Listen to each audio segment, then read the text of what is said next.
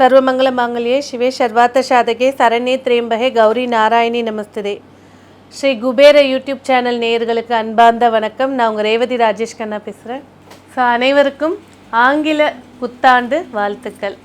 அதாவது பார்த்தீங்கன்னாக்கா ஆங்கில புத்தாண்டு, அதாவது 1ஆம் தேதி 1ஆம் மாதம் 2022ஆம் ஆண்டு அன்னைக்கு பார்த்தீங்கன்னாக்கா வெள்ளிக்கிழமை, அதாவது நள்ளிரவு 12 மணிக்கு, நம்மளுக்கு 12 மணின்றது அங்கே அவங்களுக்கு சூரிய உதயம் 6 மணின்றனால புத்தாண்டு கொண்டாடுறாங்க. நம்மளுக்கு எப்போ சூரியன் உதிக்குதோ அதான் நாளோட தொடக்கம்.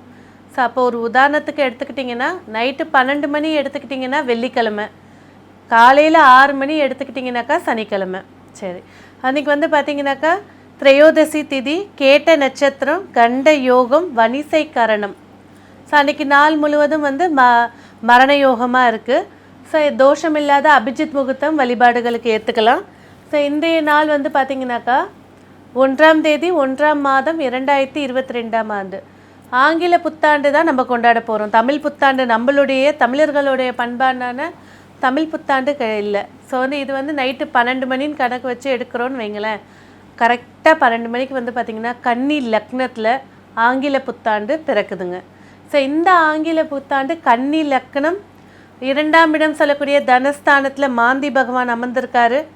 முயற்சி ஸ்தானத்தில் செவ்வாய், கேது, சந்திரன் பயணிக்கிறாங்க.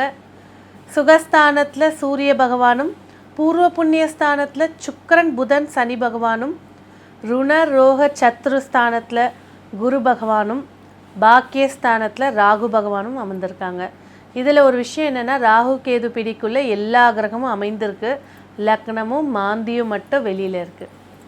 ஸோ இந்த ஆங்கில புத்தாண்டு அனைவருக்கும் என்னென்ன பலனை செய்ய போகுது?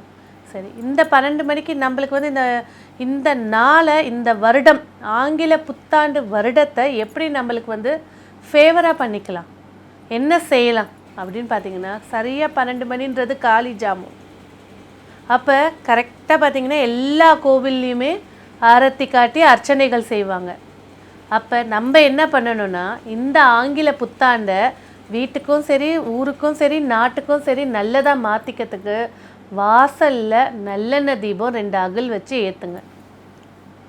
அந்த இடத்துல தீபத்தை ஏற்றுனதுக்கு அப்புறமா வீட்டில் பூஜை அறை சொல்லக்கூடிய கருவறையில் நெய் தீபம் 1 குலதெய்வத்துக்கு ஏற்றுங்க. குலதெய்வத்துக்கும் பிரம்மதேவரையும் வழிபாடு பண்ணி ஏற்றுங்க. இந்த 2 விஷயம் செய்யுங்க. நீங்கள் இந்த ஆண்டு ஏதேனும் பிரச்சனைகள் தரக்கூடிய வாய்ப்புகள் இருந்தாலும் எப்பேற்பட்ட விதியவும் மாற்றி எழுதக்கூடிய தகுதிக்குரியவர் பிரம்மதேவர் தான். ஸோ குலதெய்வம் உங்கள் குலத்தை காக்கக்கூடிய தெய்வம். அப்போ கரெக்டாக 11:55க்கு வாசலில் 2 நல்லெண்ணெய் தீபம் ஏற்றி, அதாவது எல்லை தெய்வத்துக்கு ஏற்றுறதா ஏற்றி, உள்ள பிரம்மதேவருக்கு ஒரு நெய் தீபமும் குலதெய்வத்துக்கு ஒரு நெய் தீபமும் ஏற்றி மனசார பிரார்த்தனை பண்ணி, அந்த 12 மணிக்கு நெய்வேத்தியம் செய்ய முடிஞ்சால் செஞ்சு வைங்க, இல்லையா கல்கண்டு எடுத்து வைங்க, வெல்லம் எடுத்து வைங்க, வழிபாடு பண்ணிவிட்டு சாப்பிடுங்க. ஸோ இந்த ஆண்டு அனைவருக்கும் மகிழ்ச்சியையும், செல்வ வளர்ச்சியையும், உத்தியோகத்தில் மேன்மையும், குடும்ப ஒற்றுமையும், மகிழ்ச்சியாக இருக்க என்னுடைய வாழ்த்துக்கள். 12 ராசிக்காரர்களுக்கும் இந்த ஆங்கில புத்தாண்டு என்ன பலன் சொல்லுதுன்னு பார்க்கலாம். கன்னிராசி நேயர்களே, அழகானவர்களாகவும் அதிகமாக பேசினாலும் நகைச்சுவை உணர்வோடவும் நண்பர்கள் கூட்டுடனும் உடன் இருக்கிறவங்கள வளர்த்து விடுறதுல சிறப்பானவர்களும், தன் குடும்பம் தான் பிள்ளைகள்னு சொல்லி அதிக முக்கியத்துவம் கொடுக்கக்கூடிய கன்னிராசி நேயர்களே, இந்த ஆண்டு உங்களுக்கு எப்படி மிக சிறப்பான ஆண்டாக அமைச்சு கொடுக்க போதுங்க. கன்னி ராசி நேயர்களே, இந்த 2022ஆம் ஆண்டு ஆங்கில புத்தாண்டு லக்னமே கன்னி லக்னம்தான்.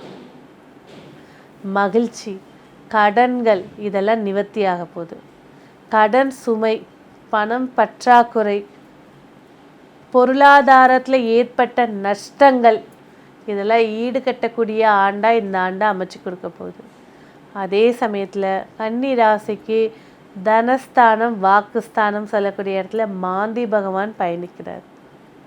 கண்டிப்பாக ஒரு நெகட்டிவான வேர்ட்ஸ் இவங்க பேச மாட்டாங்க. ஆனால் ஒரு சிலரோட கிரக நிலையில் வார்த்தைகள் வரதை தவிர்க்கிறது சிறப்பாக இருக்க போகுது. மூதாதையர் வழி சொத்துக்கள் வரக்கூடிய ஆண்டாக இது ஏற்படுத்தி கொடுக்க போகுது.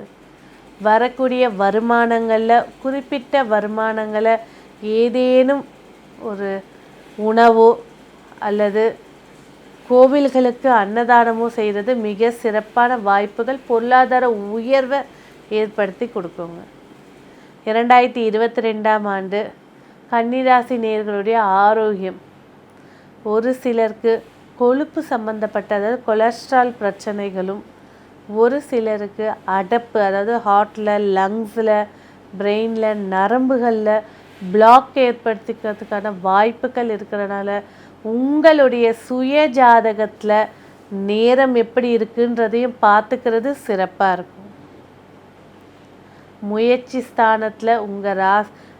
ஸ்தானத்தில் லாபஸ்தான அதிபதி பயணிக்கிறதும் உங்கள் ராசி அதிபதி பூர்வ புண்ணிய ஸ்தானத்தில் பயணிக்கிறதும் இந்த ஆண்டு மகிழ்ச்சியான ஆண்டாகவும் தெய்வ அனுகூலமிக்க ஆண்டாகவும் இருக்குது. ஸோ இந்த ஆண்டு ஏதேனும் வேண்டுதல்கள் ஏதாவது வச்சுருந்தீங்கன்னா கண்டிப்பாக இந்த ஆண்டு அதை நிவர்த்தி செய்யும் போது உங்களுடைய வளர்ச்சியில் இருக்கக்கூடிய சிறு சிறு தடைகளும் நிவர்த்தி ஆகிடுங்க. குலதெய்வ வழிபாடு நன்மையை ஏற்படுத்தி கொடுக்க போகுது. 2022ஆம் ஆண்டு கன்னிராசி நேயர்களுக்கு தொழில் ஸ்தானம் எப்படி அமையப்போகுது? தொழில் ஸ்தானம் சொல்லக்கூடிய 10ஆம் அதிபதியான புதன் பகவான் உங்கள் ராசியில் 5ஆம் இடத்துல சனியோடையும் சுக்கிரனோடையும் இணைந்து பயணிக்கிறது தொழிலில் ஒரு பெரிய யுக்தி மூலியமாக வெற்றி பெறக்கூடிய ஆண்டாக இருக்குது. ஒரு சில மாறுதல்கள் உங்களுடைய அடுத்த நிலைக்கே கொண்டு செல்லக்கூடிய ஆண்டாக ஏற்படுத்தி கொடுக்க போகுது.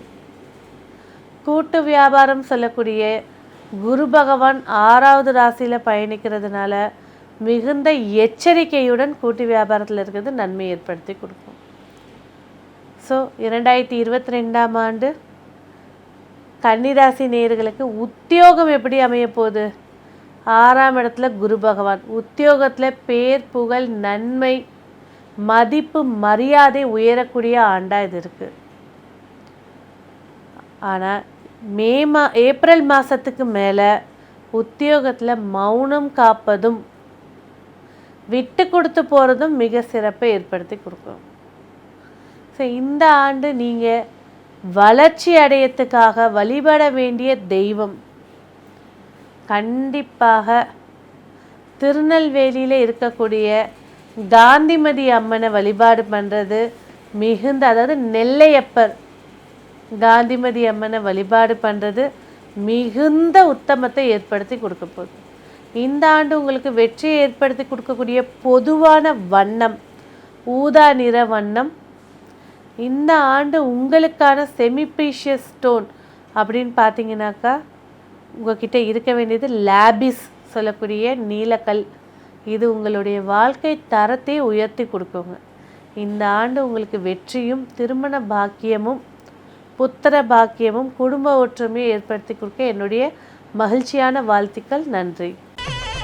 ஸ்ரீ குபேரன் டிவியை பார்த்தமைக்கு நன்றிகள். மேலும் இது போன்ற தகவல்களை தெரிந்து கொள்ள ஸ்ரீ குபேரன் டிவியை சப்ஸ்கிரைப் செய்யுங்கள். மறக்காமல் பெல் ஐக்கானை கிளிக் செய்யுங்கள்.